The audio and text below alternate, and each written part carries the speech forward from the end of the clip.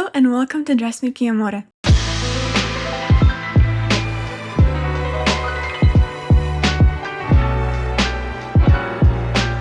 In this video, we're going to be sewing a stunning panel dress with the prettiest sleeves. This Vivienne dress has an elegant boat neckline at the front and a beautiful V-point at the back, and the fitted empire waist bodice flows into a pocketed 10-panel skirt that moves beautifully with you, which you can make in a mini or midi length. Of course, we'll be using my Vivienne dress PDF sewing pattern, so to make your own dress, get your pattern at the link below in the description and use this code on the screen for 50% off the pattern for the first 24 hours. Here are the materials you'll need. And please refer to your instructional booklet that comes with your pattern to choose your right size and print and assemble the pattern perfectly, as well as follow the cutting instructions. And all the steps for the whole sewing process are in there. Now here's a quick visual guide on how to put together your printed pattern. The letters in the top left corners indicate the rows and the numbers indicate the columns. The circles in the corners will help you match the pages and cut the pages according to the frame to assemble the pattern, and only then cut the pieces out. For this dress, I'll be using a caddy fabric, but I also suggest using a lightweight cotton or linen, silk, crepe, or poplin here. Our pattern pieces are the front bodice, back bodice, skirt front panels, skirt back panels, the center back skirt panels, sleeve, pocket, sleeve bias binding, and the lining pieces. Okay, let's get to sewing. First things first, for stabilization purposes, on the neckline edges of the front and back bodice pieces, we're going to apply a 1.3 cm wide strip of fusible bias state tape, and then apply a 3 cm wide strip to the center back of your bodice and skirt pieces to support our zipper closure. Now pin and sew the darts on the front and back just like so.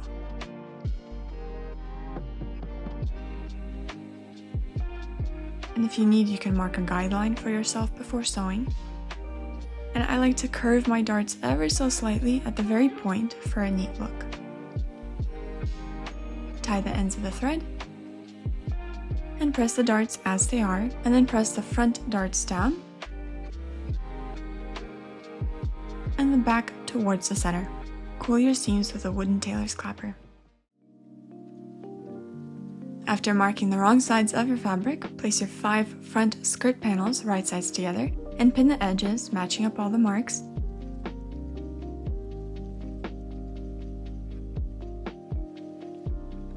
And do the same for the back skirt panels.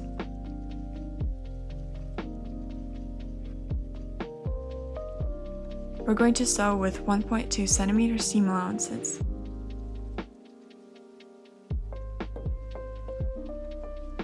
And serge and overlock the seam allowances. After this, we're going to press just as the seams lay and then press them towards the center.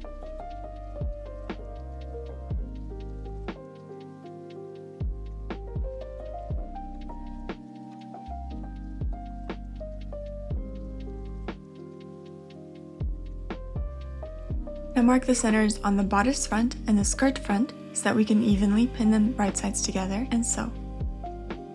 Repeat for the skirt back and bodice back.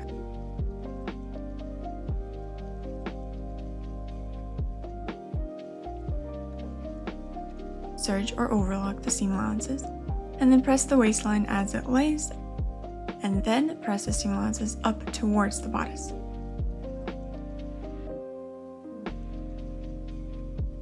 Place both halves of the back right sides together, and we're going to pin from the closure mark down to the hem.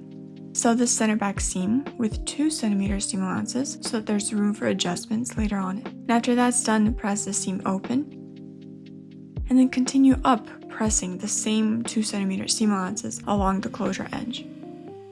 This crease is going to be our guideline later on. And try the dress on to see what your seam allowances need to be for the closure. Open your zipper and place it right sides together with the dress, with the zipper teeth being 2 cm from the edge, following your pressed crease line. You want to start pinning about 1.5 cm down from the top edge, and changing to an invisible zipper foot, sew the zipper.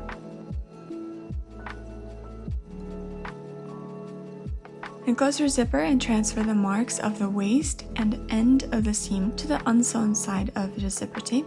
Open it back up. Pin the other side of the zipper to the dress, matching the marks we just made, and then sew the other side.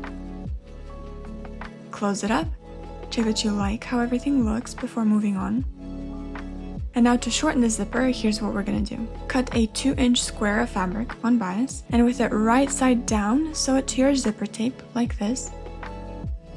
Trim the threads and cut off the zipper about a 1/4 inch below your stitch. And flip the fabric over, and I want to press it for a neat look so that all the sides are flat and folded in like this.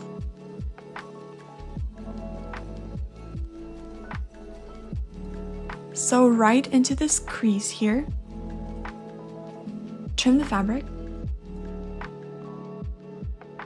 And then secure the zipper to the seam allowances of the center back seam from both sides.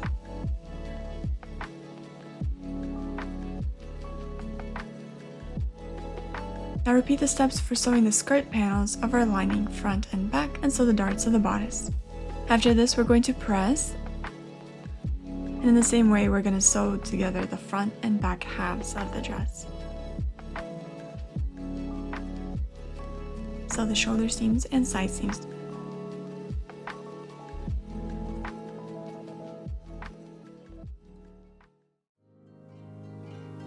With the front wrong side up, place a 2 by 20 centimeter piece of interfacing covering the marks of the pocket opening by 2.5 centimeters at both ends.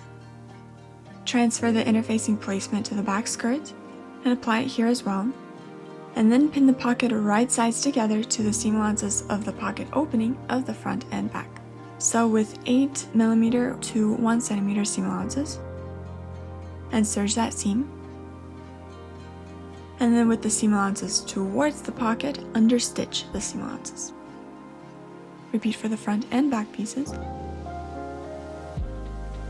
And then place the front and back right sides together and pin the side seam along the pockets. You want to draw seam allowances as a guideline around the corners of the pocket opening so that you can sew it neatly. And then sew the side seams and serge.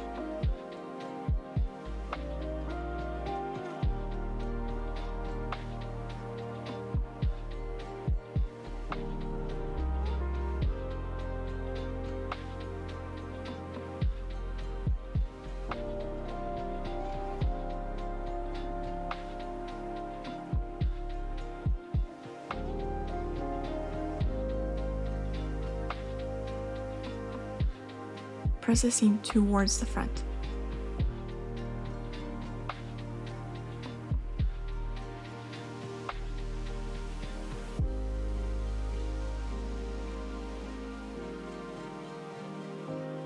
Now mark your pocket opening ends. I did it here using pins, and just pin the pocket lining to the front for now, as we're going to reinforce the pocket opening, making bar tacks, just using a straight stitch forwards and back a few times perpendicular to the side seam. Secure both ends of the pockets, just like this.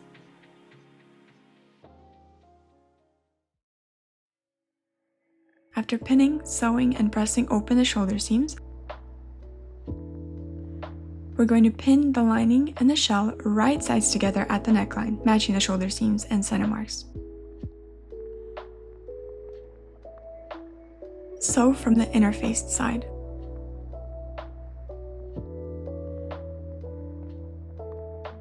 And you want to clip the seam allowances at the curve like this, and then trim the seam allowances in half, leaving just about 5mm. Then flip it all out to the right side and understitch the lining, starting and ending 5 centimeters from the edges. This is what it looks like. The seam allowances are turned towards the lining here. And now press the neckline flat.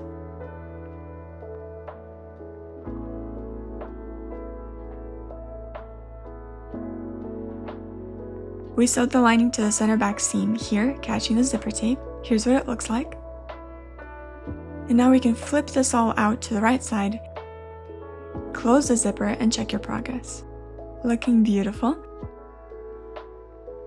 Now under the zipper, pin the lining right sides together 7 centimeters away from the closure. Sew the center back seam of the lining and then press it open. Now we're going to pin the armhole of the lining and the shell together, matching the seams and marks, just like this, and stay stitch it together.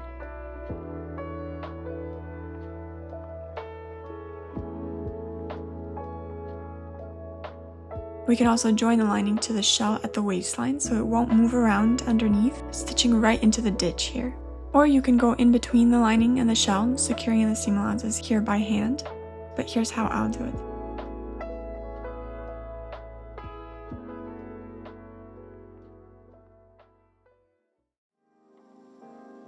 Now moving on to our sleeves. Fold the sleeve right sides together and sew and serge the side seams. Press the seam to one side. Then at the top of the sleeve, place 2 gathering seams that are 4 to 5 millimeters wide, 1/4 inch away from the edge and from each other. And do the same at the bottom edge of the sleeve, placing 2 rows of stitches 4 millimeters in length and 4 to 5 millimeters apart for gathering.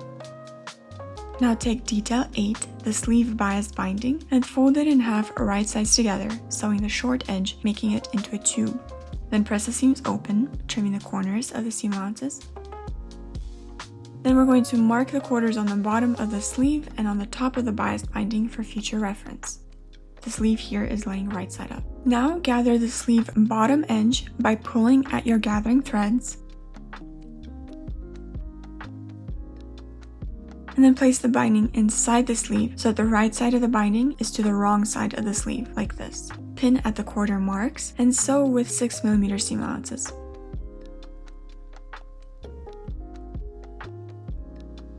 And you really want to press the seam to flatten the gathering, and then trim, evening out the edge. Then double fold the binding over the seam allowances to fully cover them and pin.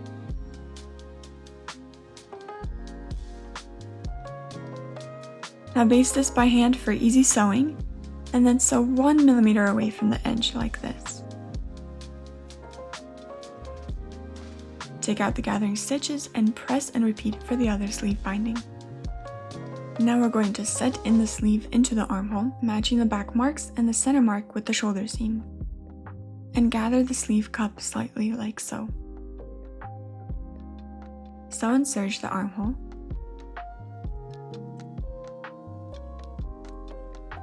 And press the seam as it is to flatten it, and then press the seam allowances towards the sleeve from the right side. Try the dress on to decide how long you want it to be, so you can shorten if needed. For my example of Vivienne dress, I shortened it by 4 centimeters.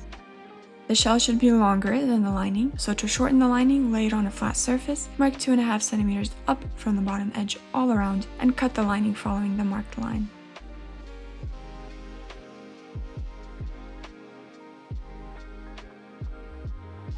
Serge overlock the bottom edge of the shell and lining.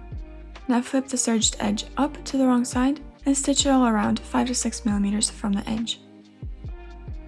Press it all flat,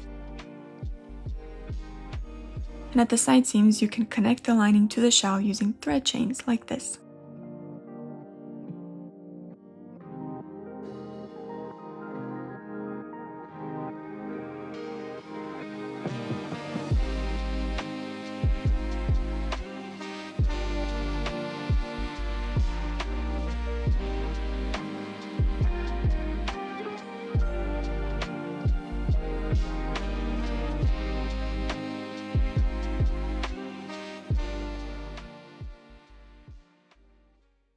And of course, giving your entire garment a finishing press like always, we are done with our stunning Vivienne dress.